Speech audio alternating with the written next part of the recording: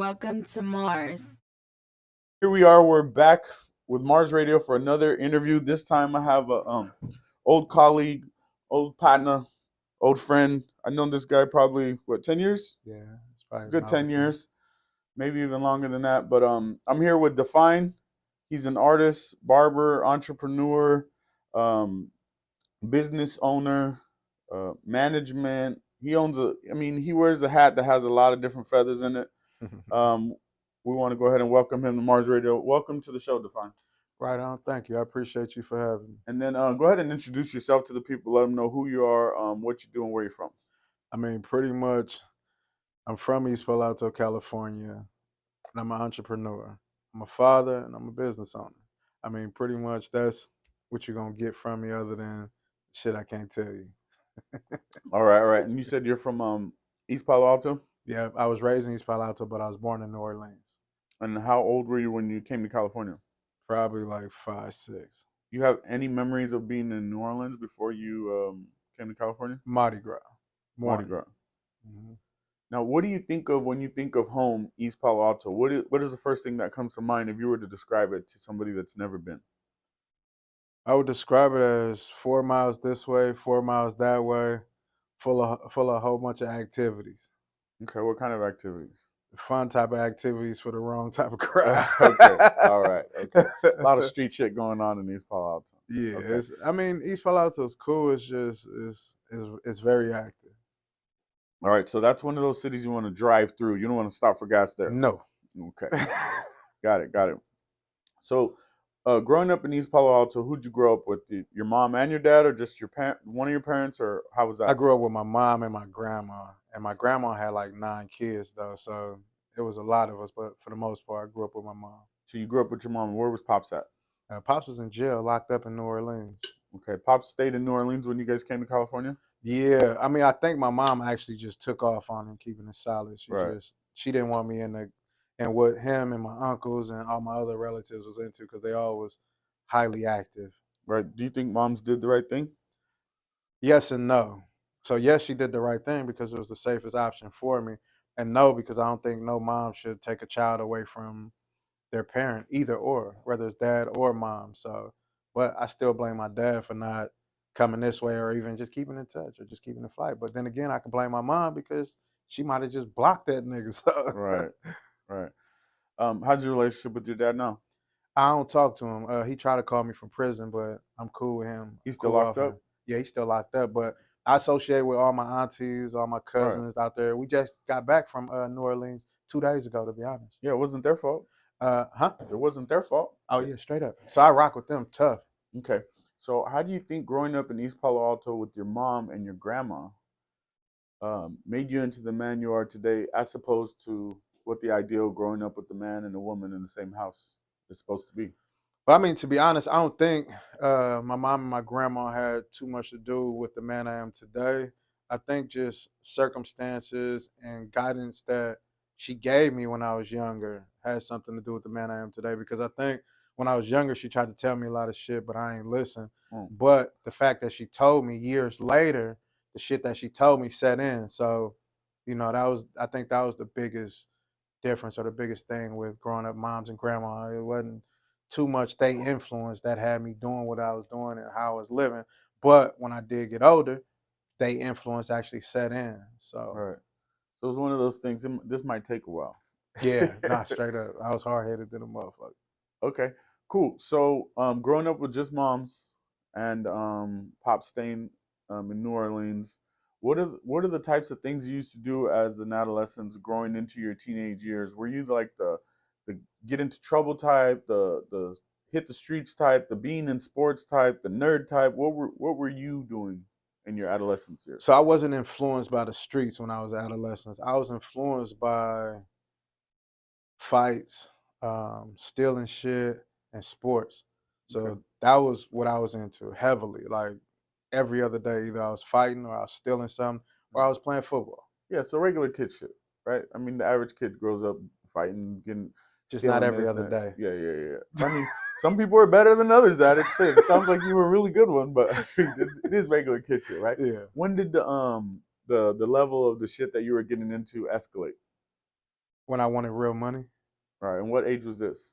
Mm, I think I was about maybe 20, 21 when I really start going after money rather than living good or happiness, or money was my main priority. Right. And what was it that you saw or what was around you that influenced you so much to put money as a priority?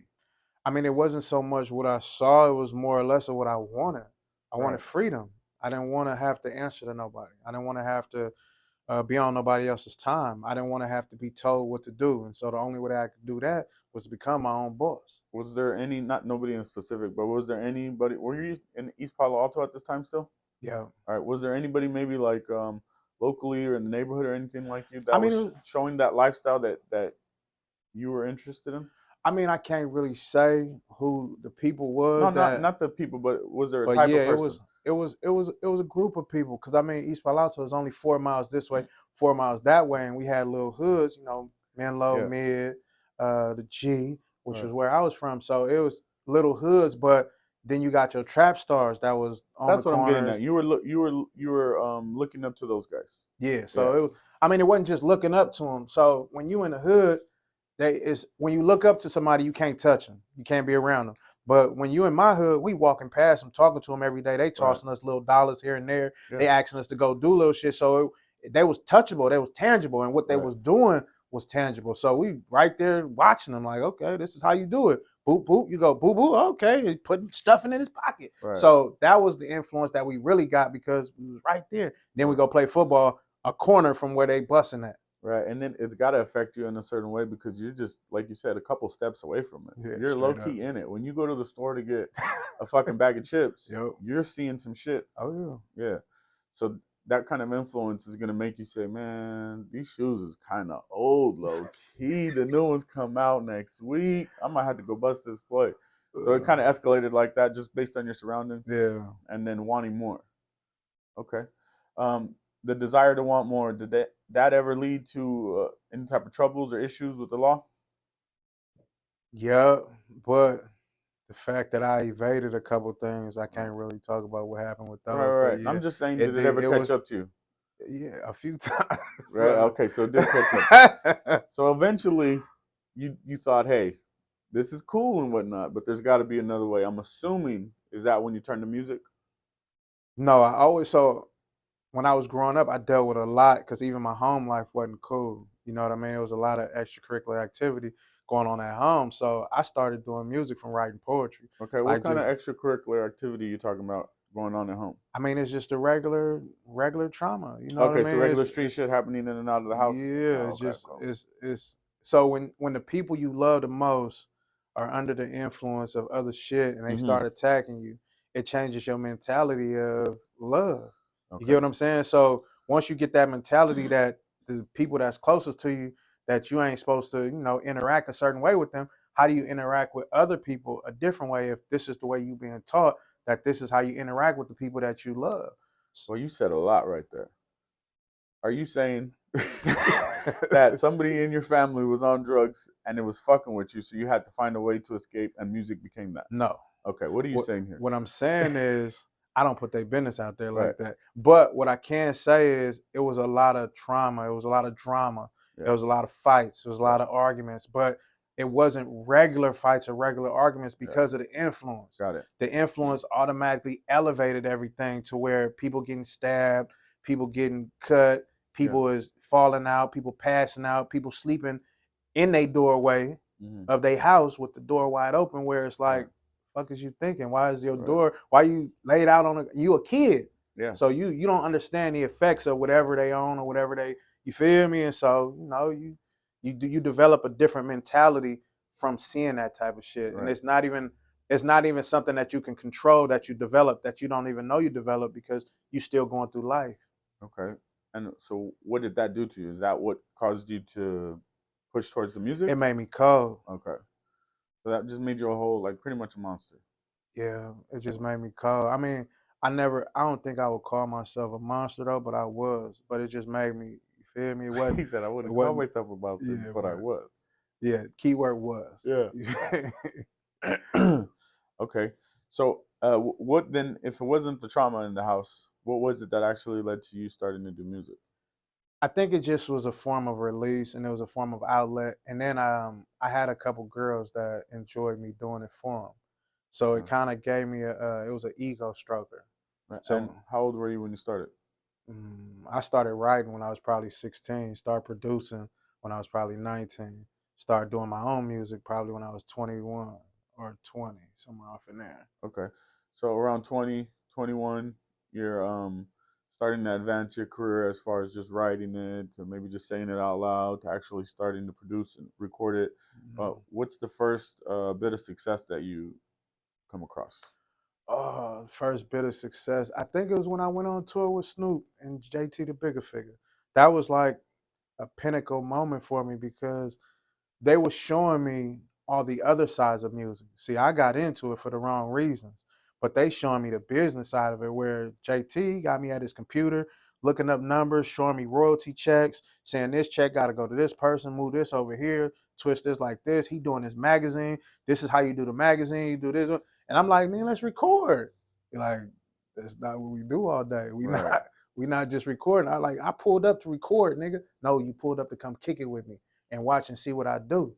You Mhm. feel me? And so we bopping around the town, bopping around cities, and he's selling this, he's selling magazine issues. He's selling this and that over here. And then he on the phone, hey, look, book this show over here, whoop de whoop. Hey, come to this spot over here. Hey, move this up. And I'm in the back like this. Book this show. Where you put the Yeah. all right. And I'm soaking up Hey, everything how that much he did you say the deposit was? yeah, straight up, Yeah, bro. Like running it though. yeah, And nobody deposit was the same. right. And they all had different deposits for different reasons. Yeah, Yeah. but it all made sense. Oh yeah, it all made Now, sense. where were you at when this happened? This was again in the Bay Area. No, so I think I moved out to Turlock, and then So you're out the here in the Valley. yeah the actual meeting with JT, I was performing in Manteca, Hmm. and I can't even remember how it came about, but I think they pulled up on a tour bus, and Right. I was an opening act or something like that, and he saw me and boop came off, and he called me here, and I called him and pulled up Yeah. into town, so And then you pretty much went to music school. pretty much. And but you know the crazy part about it, JT brought me right to his house though, out the gate. Like, cause we had a conversation at that event where he was just chopping up with me and what I had going on. And I guess he was fucking with my mental. Not my rap shit. Right. He fucking with my mental. Cause he brought me to his house and he Yeah. started teaching me business. He Right. didn't teach me music. He didn't teach me street shit. That nigga started teaching me business. So Right. he really like the distribution and the shit that I got going on today is from JT the Bigger Figure years ago. Him That's and what's up. Snoop put me on that. That's what's up. That's what's up. So tell us about this tour with Snoop. I mean, if you want the truth or you want the glamorous version. Glamorous version, we was on tour, man. We had hella dates, we had hella cities, it was hella bitches, and we had hella fun. The truth And is, everybody loved you. yeah, And you made hella money. You no, you still eating we now from it. no, we didn't make hella money. That's not the I one. can't I can't even run that one. That's not even the sound good No. version. I'll work on that one. So the truth is, the shows was awesome. Performing on stage for that 7 minutes was great. But before that 7 minutes, you was dealing with a bunch of artists that was upset, hungry. Then you was in the hallways carrying other niggas' bags and moving other niggas' equipment.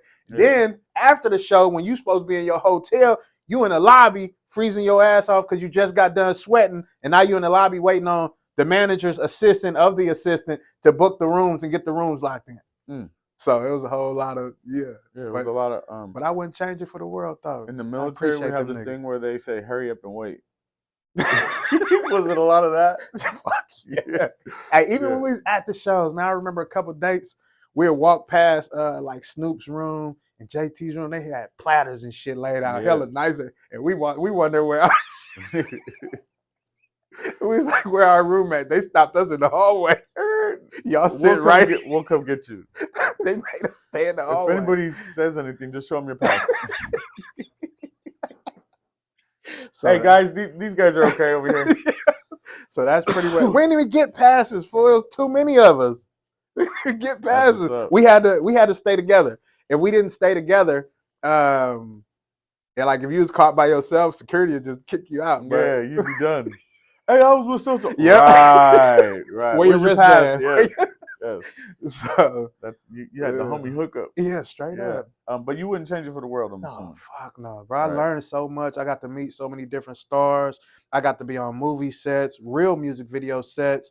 right. Like, and then I got a shit ton of game, bro. Like I said, I can't lie to you. The business that I run today and the royalty checks that I receive today, I got those deals from JT and Snoop. Like, I got those deals from them, but I've been running them and working them since then. Yeah. So you you actually took advantage of your opportunity. I mean, you probably could have more, Yeah, right? That's what we were talking about earlier. yeah, I should have. But at least you got something out of it. You know what I mean? Some people fuck around and miss a whole opportunity Yeah, and just take the look. but this just credit to JT, bro. He walked me into the door. Like Yeah. they wouldn't have gave me a deal. They literally gave me a deal. Like he walked me in the door and made me sign the papers. I ain't give a fuck about them papers. I ain't Right. care nothing about it. Now I'm put me in the streets. I'm good over here. Right. But from that game though, and watching him do it, like 35,000, 75,000, 150,000. I'm looking like, okay, so I could do the same thing. He like, yeah, you gotta do it like this, and this. And that's what I did. And just became like a plant. I just was watering that motherfucker and trying to get the sun to shine on that Oh, bitch and moving get the out the way so the shadow don't block it. pretty Huh. much. Yeah, that's what's up. Well, shit, congratulations. And shout out to JT and Snoop for passing the game along. Straight up. Um, so tell us a little bit about your other endeavors because you're not just a rapper, right? No. You said you just got back from New Orleans. Tell us about the work that you're doing out there with your film company. So I'll tell y'all about 4 categories. We got our clothing line, the film company, the barbershop, and our app. So, film company, we film movies, we write movies, we own everything. We own our own equipment, we own the lights, we own Right, a distribution company, like we own everything. So, we need us to do whatever, write it, film it, edit it, we do it all. One stop shop. We just got contracted to do a movie called A Silly Game in Plaquemine, New Orleans, like maybe 5 months ago. That was just released like maybe a week ago. I think within like the first 3 days, it hit like 5,000, 6,000 views. right. So that was, the movie company. We also got 5 movies of our own out, but we Oh, also got an app. Oh, go ahead, G. hold on. Let's stick right there on the movie company. So, why did you get into films? Initially, rap shit. Shooting music videos, paying motherfuckers to do my music video. They taking hella long. They overcharging me. So it made me sit down and say, how is this done? Why is this taking so long? Why are they charging so much? So, you're doing music videos, right? And you're waiting. You're having an issue with the video director. So then, what you're like, I could buy that camera, Yeah, pretty right? much. Yeah, You're straight like, up. I could buy that camera, and then I could find the guy that can edit that, and then we're not just gonna shoot videos now. Now we're gonna shoot movies. Well, I didn't think find the guy to edit it. Once I bought the camera, it was up to me. Now Even I'm him. better, Yeah. even better. Now you're a director and an editor, Mm-hmm. right? So you don't actually, and what people don't understand is just because you learn how to do it doesn't mean you have to be the one to always do it. But now you Mm-hmm. could point out when it's not done right. Yep. You could teach somebody to do it. Yep. You could do so much by learning something. So that's why, Straight like, up. I engineer all my own music, but it's not just so I can always engineer. It's just so if I go to another studio and they don't sound right, I can let them know, hey, bro, your EQ's way off.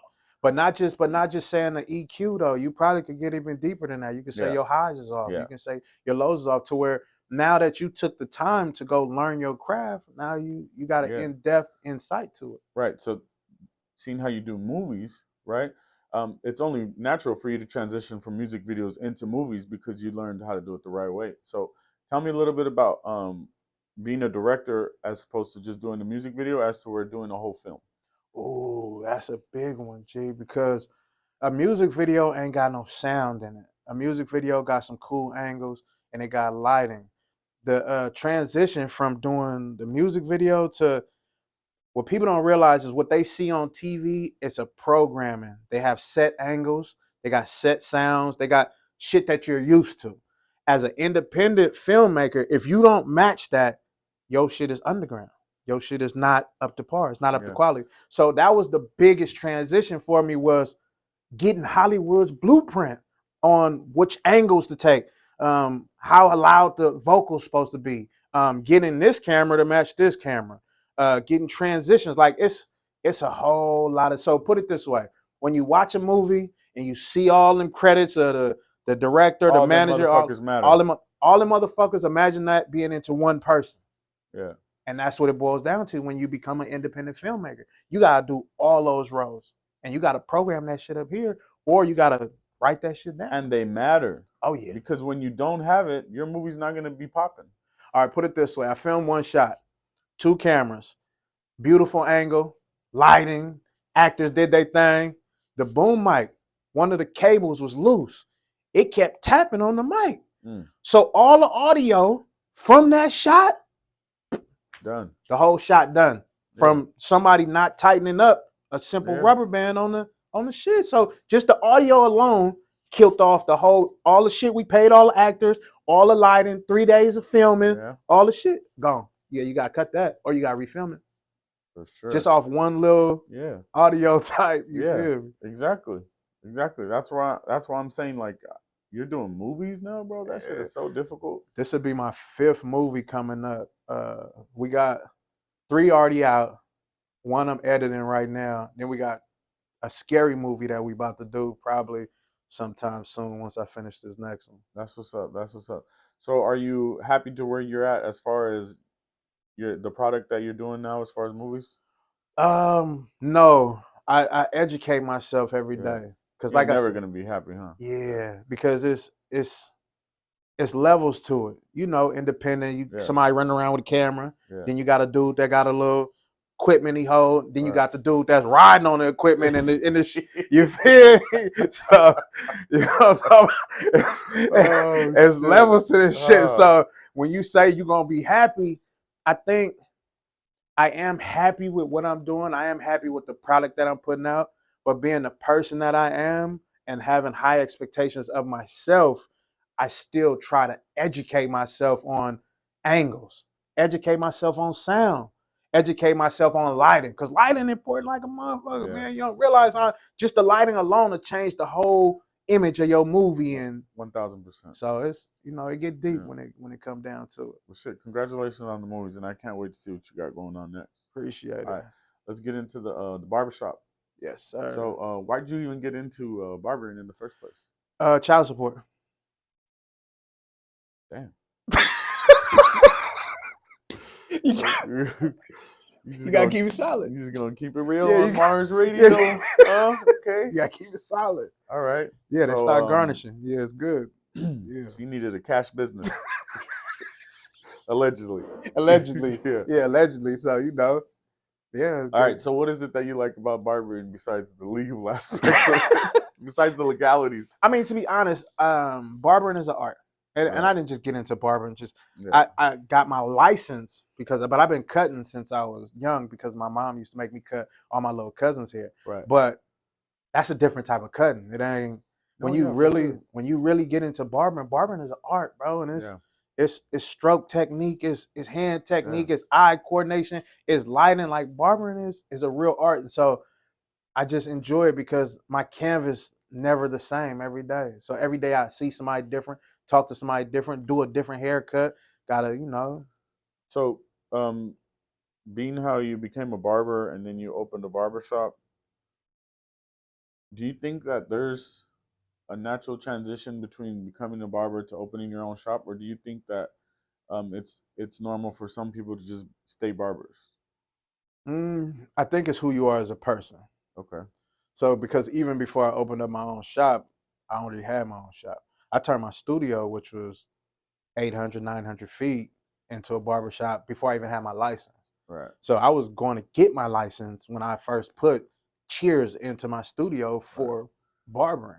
So it depends on what type of person you are. Okay. So once you're the type of person to always want to lead from the front, you can open up any business of whatever it is that you're doing. No, straight up. And I don't think it's so much that you want to lead. I think that's just who you are. You just a leader. Right. Because like I said, man, I ain't never wanted to lead nobody like that, but people just followed me. So it made it hard for me not to be like, because I just was doing my thing and people was like, all right, I'm gonna get in and do what you're doing. Where Right. you doing it at? Well, all right, I'm going over here. All right, well, I'm coming with you. All Right. right, well, I'm gonna do this. Well, I'm about to. So it wasn't the fact that I was like, hey, I want to be the leader. It was like, I'm gonna just keep pushing. If y'all want to rock, let's Yeah. go. Yeah.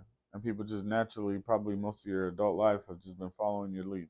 I try to always be a solid dude. You know what I mean, and just try to never fuck over people and just give them solid advice, like from a deeper place than just motherfuckers just want to see you do bad. I feel it. I feel it. So, um, how long have you had your barbershop? Which one? I get it. I get it. Well, congratulations on the barbershop. What's the name of it for people that want to hit you up? Phase three. My first one was UT Vita. My second one, the one I got now, is Phase three.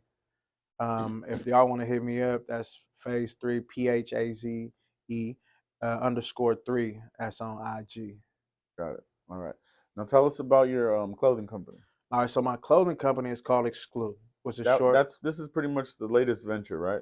Exclude would be the No, latest brand that you're pushing. no, the EC Network, which is my smoke lounge. Okay, cool.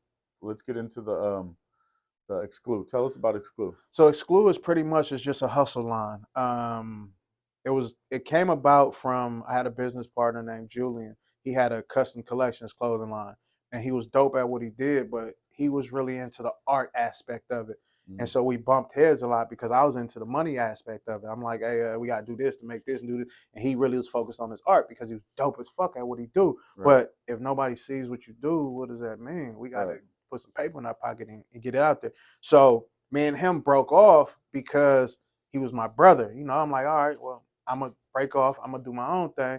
And Exclude came about just because my brother showed me art. He showed me clothing. He showed me designs of clothing. But what he didn't show me was the money that could be made from it. And so once he showed me that you could do it this way and make it dope, Yeah. I took what he did and put it into a business aspect to where I was trying to make money off of it. I wasn't trying to be dope at it. But then my brother, who was dope, he came back. He like, all right, Oh, okay. I'm gonna scratch this to the left.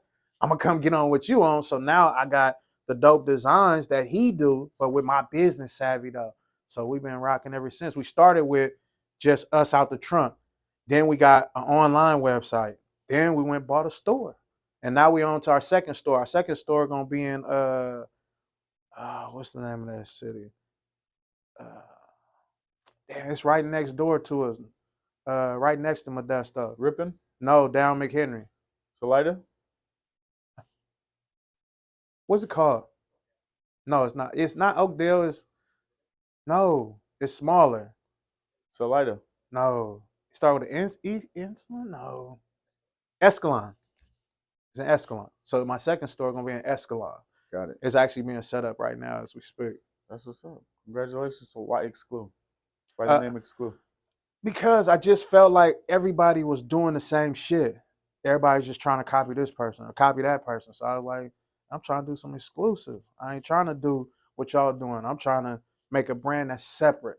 And that means as an individual, like I want to be exclusive. I don't want to be, oh, you with them or you this type of person. Or you that. Nah, I'm cool, man. We exclusive over That's what's up. here.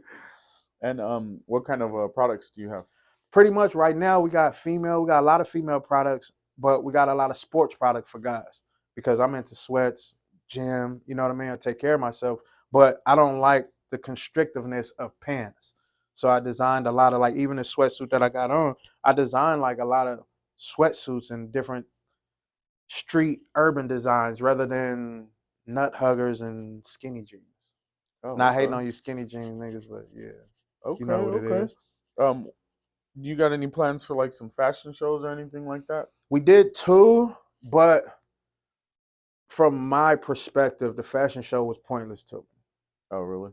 It didn't do nothing for us. And we did some beautiful fashion shows and put hella money into it. But the outcome, what the fuck are we doing it for? Yeah, it looked nice. Yeah, we took a bunch of nice pictures, but it cost me way more to do the fashion show than the benefits of doing the fashion show. Got it, got it. So So with you, most of the time you're weighing in the pros, cons, and then you decide whether it's making sense for you to yeah, continue to do it. yes, Awesome, sir. awesome. All right, so tell us about your lounge. So the lounge is pretty much an environment. It's a vibe. So you got bars, you got all these other places for people that want to go and partake in their choice of festivities. Right. I smoke, so I wanted a smokers environment, and there's no smokers environment out here. So I created one. I bought a spot next to one of my spots and turned it into a smokers palace to where my waitresses, they beautiful and they very lovely to look at. And then the festivities we have going on up in there is like 2K, beer pong. We got a couple hookah things rotating around where it's a smokers environment. It's not a drunk environment. It's a real relaxed vibe. Okay. Okay. And how successful has that been for you as opposed to your barbershop and your clothing line? Believe it or not, it's the most successful thing. Okay. Um, Why do you think that is? Probably the festivities and the ease of it. So this is one thing that I realized with opening a lounge. Bars and restaurants, when they pop in, they make hundreds of thousands of dollars Mm-hmm. easily Right. from whatever they got up in there that they're moving, that they're selling. But at my lounge, I probably make anywhere from $500 to $1,500 a day, and I'm only open 3 days out the week. So if you do the math, in 3 days I make 1,500 one day. That's $3,000 the second day, and that's 4,500 the third day. So 4,500 in one weekend. Multiply that times four. Right. So you looking at a nice piece of change, anywhere from 13,000, 14,000, just off one location. Now with my barbershop, I might cut 4 clients a day at $25, $20, whatever the case may be. And that's me being on my feet, having to concentrate, focus, twist, turn, back hurt, Right. feet hurt, whatever the case may be. Where the money is, yeah, I still get the money from it, but it's not as when I'm at my lounge. I'm feet up like this. I got somebody working the door, somebody working the snack area, and I don't even got to be there. I was in New Orleans this past weekend, and my lounge was still rocking while Right. I'm out of town. So I think that was probably the most successful thing about being in business in my life at this particular point in my life was my business is running when I'm out of town. I Okay. don't have to be the one physically there. My store, my clothing store rocking, and my lounge rocking while I'm out of town. And that was probably the first time in my life where, like I said, like that's new to me. Tell me I go on vacation, I can go Right. spend some money over here, but I'm still making money back at home. That's the best feeling. Well, congratulations on the lounge too. Shit, this is just a celebration for you. Now tell us about the app. Oh, the app. So the app came about. The app is ND stars. The letter N and the letter D, second word stars. The app came about when we first finished our first movie. We went pitching it to people, and they all was either trying to overcharge us or they was trying to say we wasn't good enough, which is probably understandable because we probably wasn't. But I felt like it was good. Right. But when they did that, I had to find an avenue to get the movie up. We went to this one place. I'm not gonna say no names because I'm not gonna promote you suck ass niggas. We went to this one place and they was like, "Oh yeah, we like it. We're gonna put it on there for this amount." But then some hater ass motherfucker, I don't know who it was, somebody I smashed. I probably did her all in the butt and skeeted on her face, hella shit. But nasty shit. I'm sorry. I'm dirty. I apologize. Cut that part. But but yeah, so like I said, she went, told them something, and then they X'd out my movie. They was like, nah, we can't distribute your movie. And I was just like, oh, all right. Let me weigh out my options. Do I cry? Do I mope? Or do I boss up? So I was like, fuck it, I'm gonna boss up. I went, put out another movie. But when I put out my second movie, a company got at me. They was like, hey, we like your movie. We'll design your app. You just gotta pay to maintain it. I was like, oh, okay, all right. I guess that was the boss up moment. Well, fuck it then. So now my app is on Android, iPhone, Roku TV, Fire Stick TV, Apple TV. You can download it on any one of those platforms. And I'm right next to the Netflix and the Hulus and the motherfuckers that was hating. So, you know. So your app joined the big leagues, and now you have a place to distribute your movies whenever you put them out. Yep. And do you offer distribution to other people Mm-hmm. that maybe they have a movie but they don't have the distribution to put it out? Well, that was the whole point in the app. I Right. want other film directors. I Oh, okay. want other people that make movies to send me their product. And that way, because we just hit, I think, we're all over the world right now. Like because on the app, it shows me every place where people watching the app, how many times they watch it, what country they in, Right. what are they watching it on. and we just hit like, man, I'm talking everywhere around the world. And it's weird to watch and it's weird to see what they like. And the crazy part is the movie that they watch the most is my first damn movie. It ain't even the professional one I did, the upgraded from that one I did, and all the money and effort. No, they were still watching the first damn Well, movie. movies are similar to music. Everybody likes that first album. That shit crazy. So your first movie is always gonna be your baby. People are Yeah. gonna be able to see the rawness that you did when you first created that. I Yeah, mean, that like you motherfucker said, you raw. might upgrade the lens now, but it ain't gonna have that first feeling I like think that you was first. somewhere around me when I was filming the first one. Because we Yeah, filmed the it. one with Josiah. Yeah. Yeah, of course. Yeah. Yeah, See, so everybody feels like they were involved, so it's gonna be yeah, everybody's first yeah, movie. You know what I straight mean? up. Yeah. Shout out. Shout All out to right. Stu Baca. Oh yeah, Big Stewie. Yeah, Josiah. When he had the short hair. Yeah. Shout out, shout out. Straight up. All right, so congratulations on the app. Any of you filmmakers or directors out there that are looking for distribution, get my guy here. Y'all can sit down and have a meeting, and he'll make sure your vision comes to light for everybody to be able to see it. Anything else you want to tell us about the Indie Stars app? Oh, I mean, just go check it out. All the content on there was filmed by us. We're looking for more podcasters. We got everything. If you got content, send it to us. Tap in with us because, like I said, we really trying to make this platform for all the independent stars. You're That was building the indie network. stars, pretty Got it, much. got it. All right, so is there anything else you want to leave your followers with? Your Yeah, I fans want to with? give a quick shout out to my business partner, Alex. We got our movie production company called SRL Productions. If y'all get a chance, y'all go look that up. And then I want to give a quick shout out to my boy, The Curse, for putting me on this Mars Radio. Y'all There know you what a go. get down is. And then I want to give a quick shout out to all the fans out there, man. I appreciate y'all for rocking with me and continue to rock with us. And then I want to give a quick shout out to all the ladies that I did dirty. I apologize. I'm sorry, but I still love y'all though. You feel me? Yeah, he didn't mean it. He apologizes. We're gonna get into this smoke challenge. You said you smoke, right? Yes, sir. Okay, cool. So you have any more shout outs to anybody? Hell no. Whoever got it, got it. Whoever shit. Hopefully How often do you smoke? hopefully I live through this motherfucker. How often do you smoke? Not very often, nigga. So I'm probably gonna be toe up. What you talking about? You got the lounge. Because I be you know what I mean, grinding every day. How's that feeling so far? I'm already loaded.